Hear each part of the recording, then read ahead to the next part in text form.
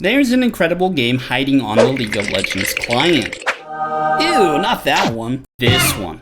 Legends of Runterra. I, like many of you, have dumped thousands of hours and way too much money into this game, only to get gut punched when PvP support vanished. I angrily uninstalled and waited for the inevitable end of service update, but it never came.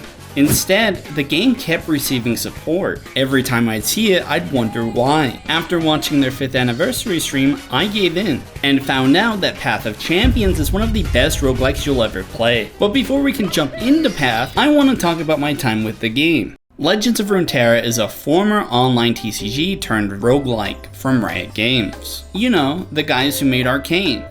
Oh, the misery! Every single person is my enemy! Now, one thing I think we can all agree on is that League's art, world building, lore, and music are amazing, while its games and respective communities are, I'm gonna be stepping away from extra stuff for a while. So what if there was a way to enjoy all of the best parts of League without the toxicity? You can't. But back in 2019, when Riot was announcing all of their new games, it's a part of what made Runterra stand out. Hi, I'm Jeff Jew. I'm Andrew Yip.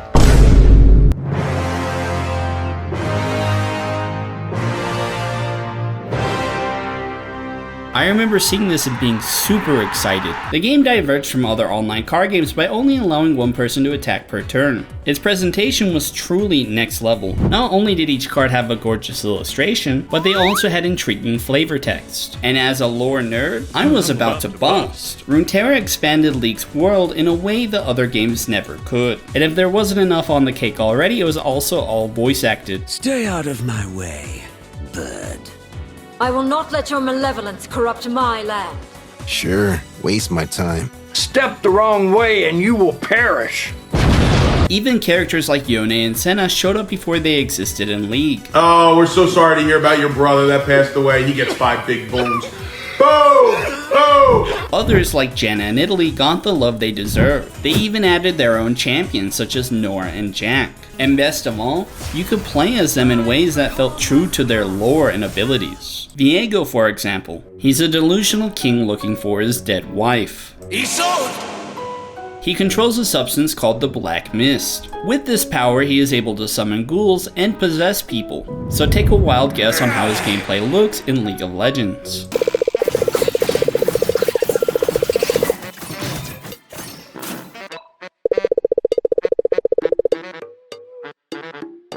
So not only is his gameplay fantasy minimized, but he doesn't look like how he should. This is because he's made in an era where champions have to be hot to sell skins. Now let's compare League's Viego to Runterra's Viego. He's got the ghouls, he's got the armies, he's got the possession, and he throws all of them in the trash to level up. Wait a minute, he got the Rudation too? What the hell? So it turns out you can adhere to the gameplay fantasy if you care enough, which they absolutely did not, but at least Legends of Runterra gave it more of a try. Okay, let's slow down a bit. When the game came out in 2020, I was hooked immediately. I bought the $100 collector's jacket and some decks to the dismay of my friends. In the height of my career, I got Diamond 2. And instead of getting Masters, I got bored. When you're playing against the same decks 200 times, it gets pretty boring. As time went on, the game got expansions. Every expansion brought new regions, champions, and hundreds of cards. They also influenced their respective metas. Some of my favorites were Cane Trots, where you graciously give your units some suspicious looking weapons and then you level up. I could sit here and talk about how good this is all day, but I'll just show you instead. Must die! This is the final war!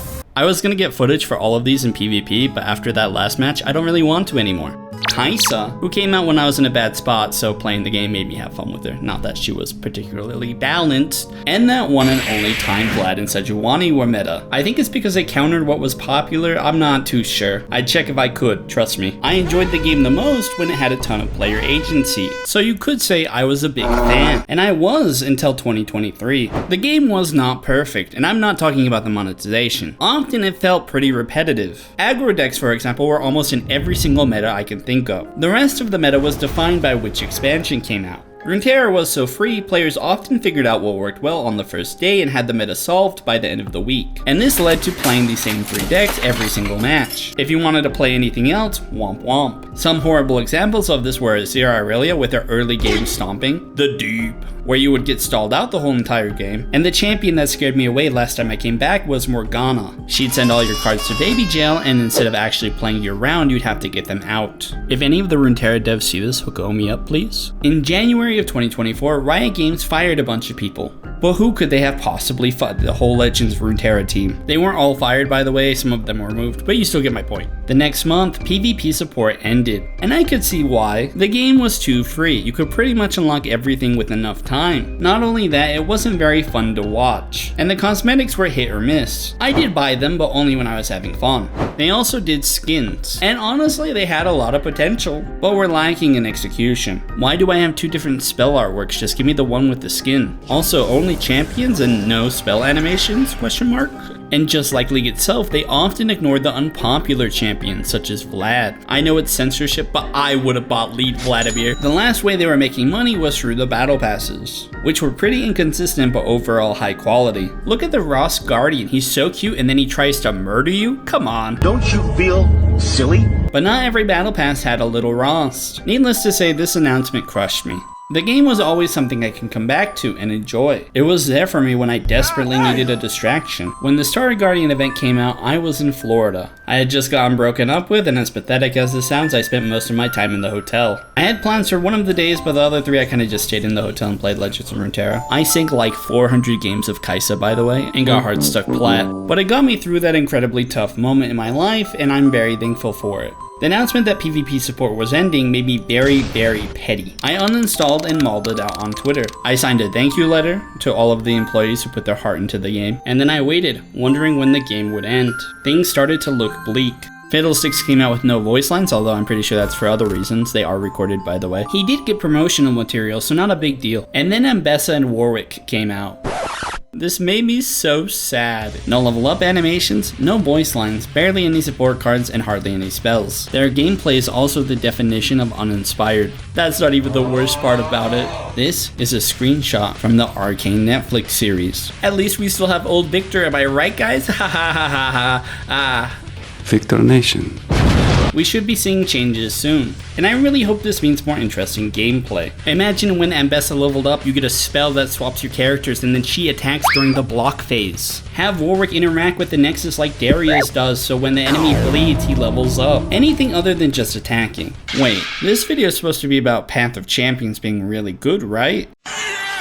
If you've been on any of the Legends of Runterra social media, there's a good chance you've seen, man, I miss PvP. Bring back PvP. Is PvP gonna get an update? I love PvP. I was one of those people. Maybe not to that degree, but some of you need to chill. I ignored Path of Champions when it came out. I ignored it when it got updates. I ignored it when it became the main game mode. And if I had to take a guess, I think a lot of people feel similarly. So color me surprised when the 5th anniversary stream was happening and people seemed genuinely interested in Path of Champions. And then the event they were talking about got custom artwork. Wait a minute, the game is doing better? Question mark? So I do some research and find out that it's roguelike. And guess who just started a roguelike channel? What I saw convinced me to reinstall. I was very apprehensive, however. I hopped into a PvP match, got stomped by stuff I didn't understand, and I was super tempted to uninstall. Told myself, try Path just a little bit. And while the beginning was slow, it didn't take me long to realize I was having fun. Did I just catch you having fun? Path of Champions is everything I loved about PvP, but better. It elevates player agency to such a degree that I don't think I ever could go back to PvP, even if it had a resurgence. This mode has more depth to it than other popular roguelikes in the same genre. Even without the League of Legends aspect, it still holds its own ground. I'm surprised other trading card games don't do the same thing. If Legends of Runterra wasn't held back by the fact that PvP failed, Path of Champions would be a huge hit. It even has the premier roguelike navigation. Wow! Although I do wish the map layouts were random. Roguelike sounds better, okay? As I started playing, I realized that this is a really easy way to learn the game. You can go at your own pace because there's nothing holding you back. It even encourages you to try new things by not letting you complete a map more than once on the same champion. Sometimes you pick stuff that just should not work together, and then you pick up a power-up that goes against everything you set up until that point and you're just like, damn! I guess I'll still win. And that's the beauty of it. There's no metas. You don't have to spend 8 years getting all of the new cards. You can play with cards you don't own. And they don't even have to be in Path of Champions. You can literally speed up the game. More than half of my gameplay this video has not been sped up by me. My favorite champions at the moment are Fiddlesticks and Jin.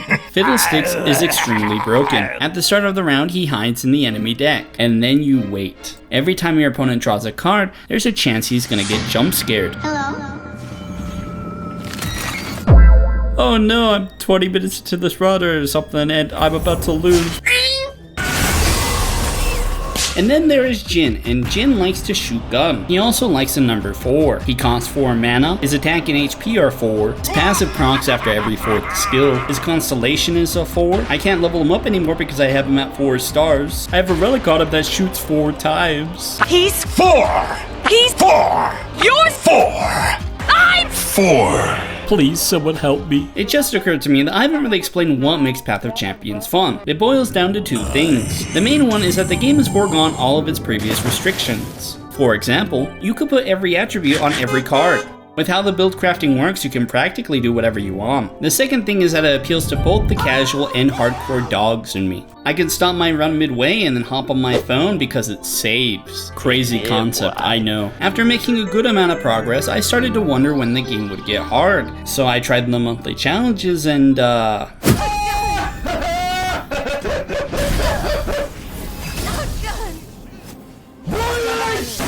the difficulty isn't just make number bigger, there's actual thought behind each challenge. I could praise Path of Champions all day, but there is one big issue. Let's go back to the start, and do you notice anything? No.